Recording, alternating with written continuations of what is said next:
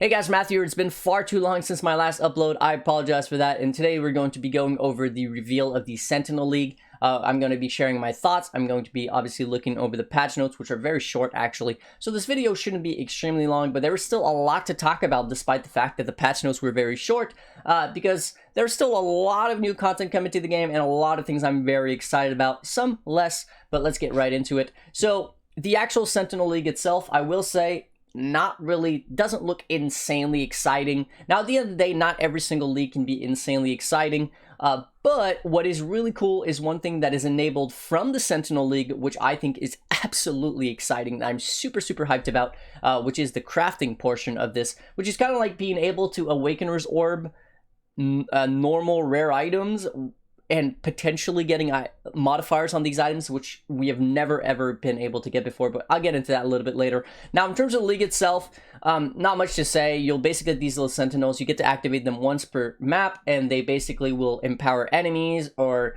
have some sort of properties which is going to be affecting the actual enemies that you're fighting. Some cases, it's going to make them harder and therefore more rewarding. In other cases, it's going to make them easier for free, right? So that's kind of what's going on. You'll be able to take these sentinels whenever they're expired because they do have a uses. Like, for example, see this one has 10 uses. After their 10 uses, which is 10 maps, you'll be able to basically combine it with another of the dead sentinels of the same type, I believe. And then it's going to give you a brand new one. So this is going to be nice for self-sustaining the better sentinels if you're somebody who wants to try to min-max the league. Now, personally, I'm probably not going to be interacting with this league too much, or if I do, it's going to be in a way which is basically just going to one-click juicing my maps and forget about them. Now, the cool thing is that these sentinels, they have their own locker and whatnot. They have their own inventory, so they're not really going to be, you know, taking space from your actual stash tabs or anything like that. You're not really going to have to worry about that. Now, I don't think we've seen how big the locker is, but I'm hoping that it's going to be big enough to store quite a few of these. But overall, like, it shouldn't be too big of a deal. You can also just throw them on the ground when they're expired, which is probably what I'm going to do. I don't know if I'm going to be messing around with the whole, like, combining and all that good stuff. But we'll wait and see. Now, you can actually, basically, there's a new skill tree, once again. Now, the cool thing about this one is that you can actually edit it on the go. There's no sort of currency involved with the skill tree. You kind of just get to put it in wherever you want, and these are going to change what these sentinels actually do, make them more potent, if you will, and yeah, you'll be able to just kind of go as you will.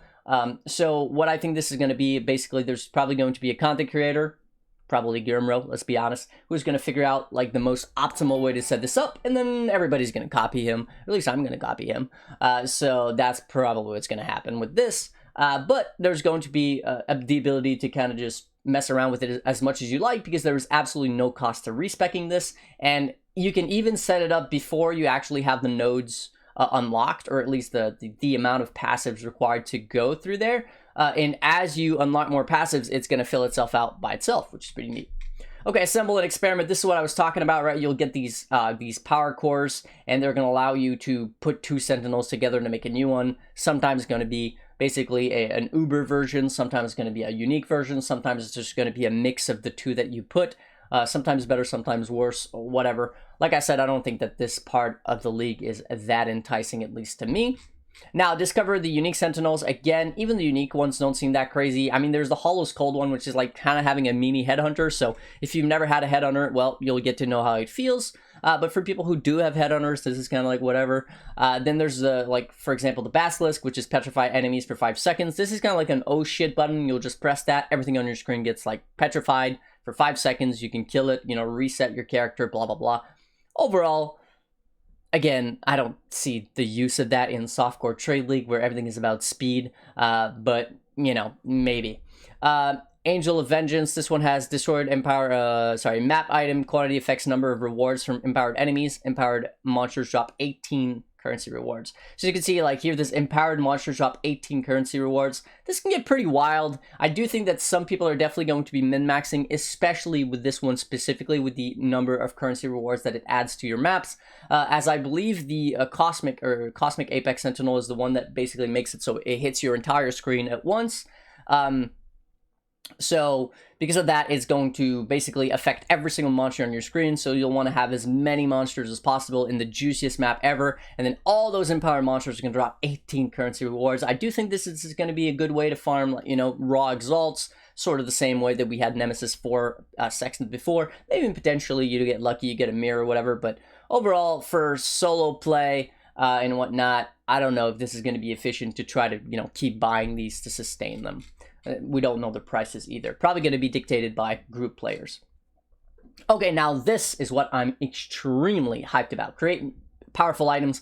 Okay, like, note it down, and you can definitely quote me on this. This league is going to see some items which are better than we've ever seen before. I'm talking items that are going to come out of this league are going to be better than even the triple legacy stuff we have in standard, even the bug stuff from back when we could like heist enchant and then still like put the sockets on. Like, we are going to see some absolutely crazy items come out of this league because of this. Look at it as a Synthesis 2.0. Now, if you didn't play Synthesis like myself and you always felt like you kind of missed out as someone who's like a bit of a crafter, you know, crafting, you know, absolute fan of crafting, this is basically your redemption arc. You are basically going to be able to go absolutely ham on this stuff, and I think that it's going to be pretty wild, the items that are going to come out. Like, the examples that they give us here are crazy. Now, I don't know if some of these are like some of the best you'll ever get, but realistically, having like +1 power charge, non-channeling, and elemental weakness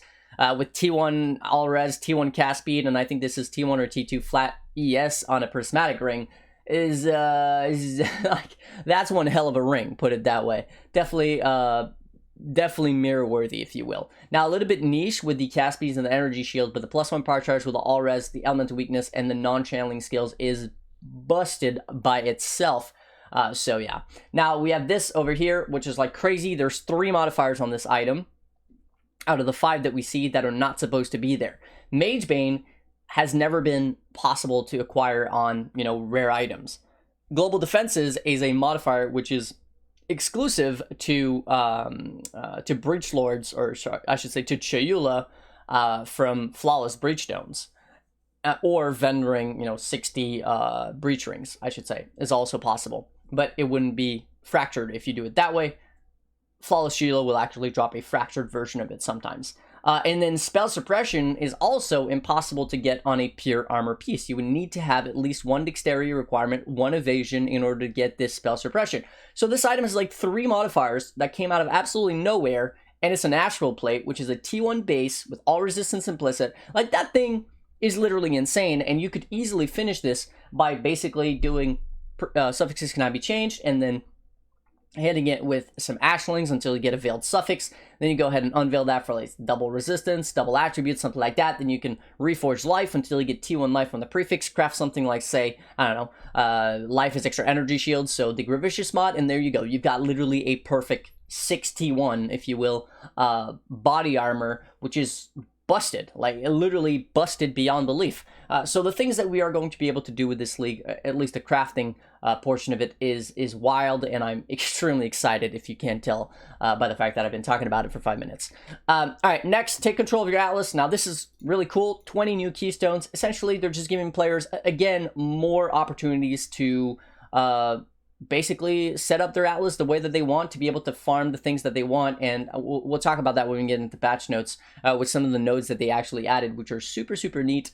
But overall, I really like the fact that they're focusing on endgame content, giving us more things to do after the initial, oh, I got to T16 maps, oh, I killed, you know, Shaper, Elder, the Feared, whatever, what now? They're actually just pushing more and more endgame content, which I think is what the game needs, right? The early game, there's already a ton of things to do, and realistically, if you're not getting through the early game into the end game, you're probably just not playing that much in the first place. So focusing on that end game is really, really good. All right, fear the Uber Pinnacle bosses. So all of the Pinnacle bosses, like, you know, Cyrus, Maven, Searing Exarch, Eater of Worlds, Uber Elder, stuff like that, are all getting an Uber version of that, which Chris said is going to be something like on par with the Feared in terms of difficulty.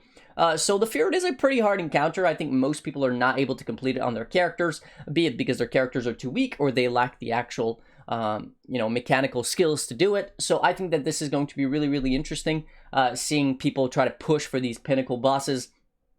They look wild. I'll be honest, some of the stuff we saw in the trailer looks crazy. I'm super hyped to, tackle these new bosses and see, how I can deal with them on whatever build I decide to play. Spoiler, it's going to be Seismic Trap. That is definitely my league starter for this build, for this league, especially given all the new endgame content relating to bosses. But you can make that choice on your own, whatever you decide to play with. But yeah, they're all going to be dropping a new, if you will, Uber version of their regular drops. So for example, Cyrus will drop this Thread of Hope, which has the massive ring. So instead of having, like, say, the very large ring, you have the massive one, which is just going to give you, again, more choices when it comes to building your character. Probably going to enable a lot of new really cool things. Now, one of the other ones is they're giving you Forbidden Flames and Forbidden Flesh jewels of ascendancies which don't even exist in the game, which means there are going to be exclusive ascendancy notables to the Forbidden Flesh, such as 9 lives. I have no idea what that is.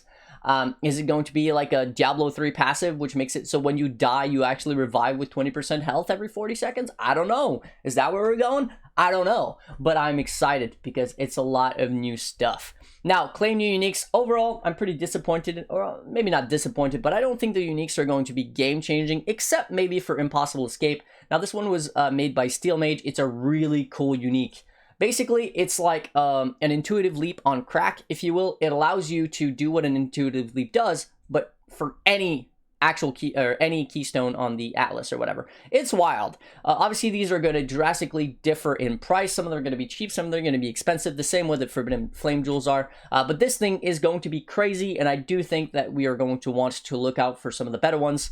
Otherwise, there is this ring, which is pretty neat. It's very niche, though. It only really works for self-chill builds. So essentially, it says enemies chilled by your hits can be shattered as though frozen. Most builds, if you're shattering, or if you're chilling enemies, you'll probably be shattering them already as though frozen, unless you deal very little damage. So that's not that big of a deal. But the cool thing is enemies chilled by your hits lessen their damage dealt by half of chill effect. So that means that you can basically focus on getting your chill effect as high as possible and then chilling yourself via reverse chill using this ring, and then you can mitigate a lot of damage. Also, this thing says all damage with hits can chill. And this thing doesn't say all damage with cold hits can chill. It says all damage with hits can chill. So that means that you can play a non-cold build and then you can chill them, because obviously all damage from hits can chill.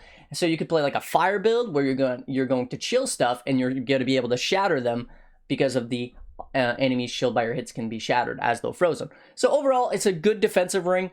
It's a pretty cool item. I will say Alighty did a really good job on that. The rest of the items I'm not particularly interested in. It's mostly seems like it's focused around hardcore builds, hardcore solo self-found type stuff. And this one is like a helmet made for slammer builds, which is, again, not something I'm going to be playing.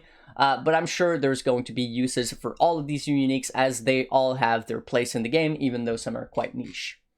Okay, Immortalize Yourself. All right, I don't know what that is. And enjoy consistent character balance. Okay, cool. Encounter impactful monster modifiers. Oh yeah, this is an interesting one because it brings in a big change to Headhunter. Now, we don't know that yet, but what we know is that all of the rare modifiers on rares, right, which mostly came from very old League mechanics, have been removed, and they've been changed to the actual modifiers that came from the Arch Nemesis mod, the Arch Nemesis monsters. They're adding a bunch of new ones, and they're reusing, and they've obviously adjusted some of the ones from Arch Nemesis. Now, this is not necessarily a bad thing, except for one situation. We don't know that yet, again, but what we know is that it's going to be impossible to have the same modifier, right, the same actual Arch Nemesis modifier at a time more than once. So what that means is that builds that used to basically get 1,000 times like the same Headhunter modifier by just killing a stupid amount of rares, and this is pretty much exclusively for people farming 5-way emblems.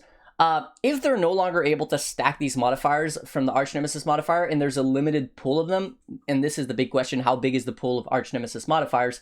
We might get into a situation where 5-way emblem farming and 5-way emblem carry services for XP might actually just no longer be possible, because builds are going to be too weak, because they're no longer going to be, be able to get carried hard enough. Because the way that it works right now is that you'll have a Headhunter, which is going to steal every buff, and then you'll also have like 2 to 3 Inspired Learnings, which is going to stack multiple times the same buffs, and you're going to kill like hundreds and hundreds of rares. So you end up with this stupid amount of Headhunter buff, which makes you like invincible. You have like more damage than you could ever imagine, blah, blah, blah, right? That's what allows people to farm these 5-way emblems with a bunch of basically bots sitting in their lobby doing nothing but making it harder because they're getting paid for XP.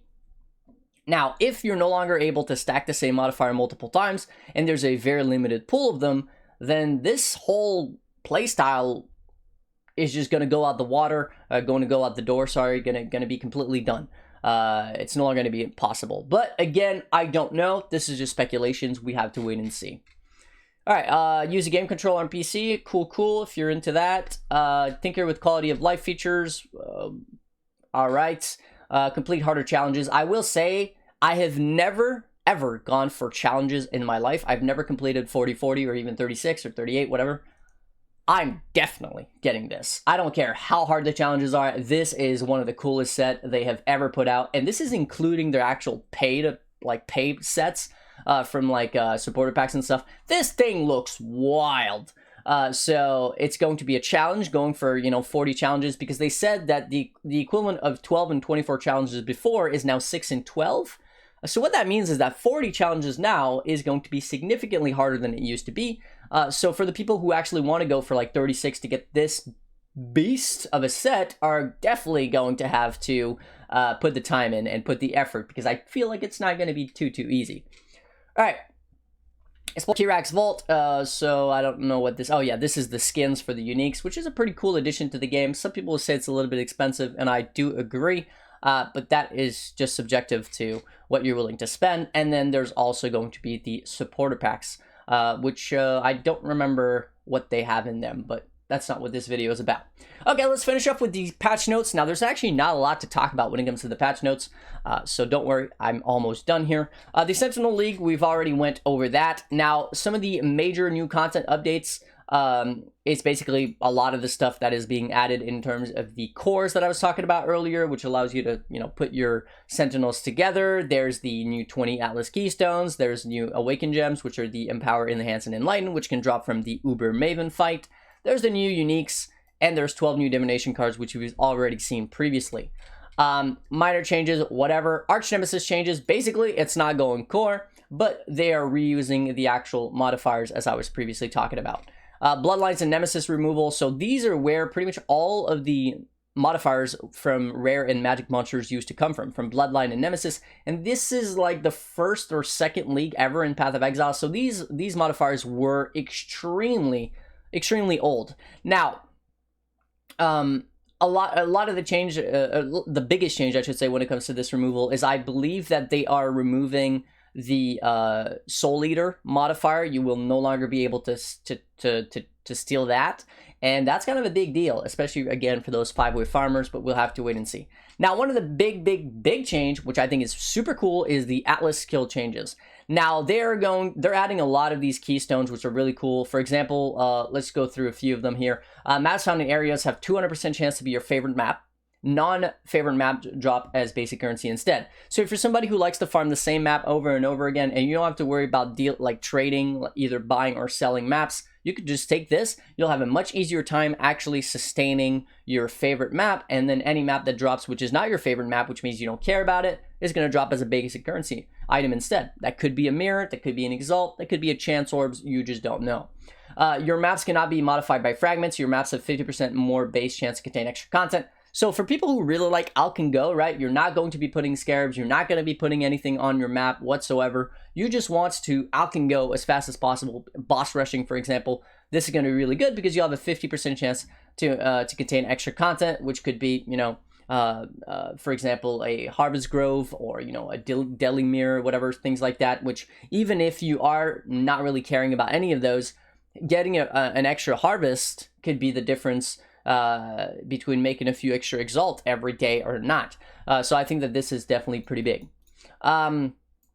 Monsters and maps deal 25% less damage. Monsters and maps have 50% more life. This is like the biggest buff ever to Detonate Dead. Because not only are you taking 25% less damage, but you're also dealing 50% more damage, because that's how Detonate Dead works. It works on the actual HP of the monsters that you're killing. So I think that Detonate Dead, especially in the hardcore scene, is going to be extremely popular this league. For softcore, it's a bit too slow to my taste, but it's definitely going to be an extremely solid build just because of this. Like, this is the biggest buff they could have ever done to DD, which is actually has nothing to do with DD, right? It's literally an Atlas passive. Monsters in your maps deal 25% more damage and have 25% less life. So if you're somebody who is very tanky and you have little damage, you know, Quinn build, definitely something to look out for because you're tanky. You don't have to worry about that 25% more damage, and that 25% less life means that you'll take, you know, 30 seconds instead of 45 when it comes to killing that boss. Okay, those numbers were off, but whatever. Your corrupted rare maps and any Atlas missions, crafting monsters and scarabs, applying to them are modified unpredictably. So this is like where you're going to use your trash stuff that you would never use elsewhere in order to try to convert it to good stuff. I don't think this is efficient. I don't think you should ever use this. Maybe for like solo self-found, sure. But in softcore trade league, this is not going to be an efficient use of your time. You're better off instead juicing whatever you want to juice. Let's see. Notable Atlas passive skill grant nothing, 100% effective small passive. This is pretty interesting. There's a lot of small passive which grant things like quantity to your map. All right, pack size, effective non-damaging elements, stuff like that. So if you don't care about the actual keystones, because you're going to be juicing your maps with your own, say, scarabs and stuff like that, this is actually going to be really, really good for group find, magic find, I think. But again, we'll have to wait and see because some of the notables are extremely strong, to be fair. Small passive, grant nothing. Your maps have 1% pack size. Another really good one is like the small passive will do nothing. The notables will still do something, and you get 1% pack size. And scaling pack size is one of the hardest things to scale in the game. So yeah, we'll see, because it doesn't say that your actual notables don't do anything. It just says your maps have a 1% per allocated notable, right? So it doesn't say that your notable is a dead mod. So that's pretty cool. Now, they changed a little bit in terms of the Eater of Worlds and the Searing Exarch modifiers. They basically nerfed them a little bit, but it doesn't seem to be too big of a deal. So looking at that, there's going to be the Uber Maven, which will always drop an elevated sextant. That's pretty neat. Also has a chance to drop the elevated, the awakened support gems that are Empower, Enhance, and Enlighten. I don't know if these are going to be weighted. We'll have to wait and see. Next, there's going to be the Uber Cortex, which is going to drop you 3 less common synthesized implicit modifiers. So those are less common means things like, for example, +1 arrow on a bow, onslaught on boots. You know, these really, really expensive modifiers, +1 power charge ring, +1 frenzy charge shield. That's really good. Over the course of an entire league, if you're farming a lot of these, you're definitely going to see a massive difference in your income. However, short term, it's probably not going to do a whole lot. Cyrus has a 20% chance to drop Awakened Support Gem instead of a 10%, but you have to kill, obviously, the Uber Cyrus. For those who don't know, if you haven't been around for a bit, Cyrus no longer drops Awakened Gems. It's all from either Maven or the Imitations now, mostly Maven. The Imitations can only drop the lesser versions of the ones. So, for example, like Awakened added lightning damage, but you'll never drop like an Awakened Spell Echo from a Formed. But now Cyrus has a 20% chance, so that's pretty cool. Not to mention the Uber uniques as well. Now there's also the new Atlas Keys, 7 more new Atlas Keystones they're not talking about. One thing that I really want to mention though is this. This is really, really cool. What they're allowing you to do with these passives is basically completely kill the chance of getting some mechanic in order to get 2% chance to contain other extra content. So again, for those who don't know, every single extra league mechanic right now in the game, Essences, Breach, Blight, every single thing is normalized at an 8% chance to actually get it.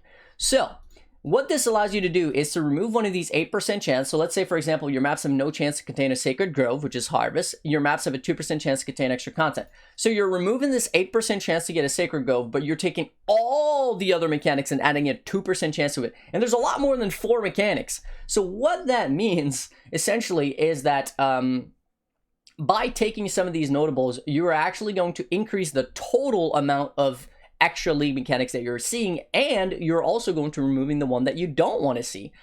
So this is huge. Like, this is massive because it means that the out can go strategies for things like, say, Harvest. Now, to be fair, we do have Harvest on the map device. Talk about that in a bit. But some of these, like, strategies which you want to cut out some bad mechanics are going to allow you to greatly increase the odds of getting the mechanics that you do care about. And again, over the course of the entire league, that means that, let's say you really don't like Blights, you're never going to see Blight, but you're going to see significantly more Breaches if you really want to farm Breaches. and this can be very, very good for strategies, especially, you know, in the long term. So yeah, that's pretty much the big stuff. Now, they did nerf the altars a little bit. For example, the duplicated scarabs has been changed to div cards instead, stuff like that. I still think that overall, the actual altars are going to be a great way to make currency, especially with low investment, you know, speed mapping type stuff. But it might not be quite as strong anymore. However, I wouldn't be worried about like say, for example, the scarab market. I think that there's going to be plenty of everything available the same way that it was in Arch Nemesis. So yeah, I wouldn't worry about that. Endgame content, again, the new Uber bosses and stuff like that is pretty cool.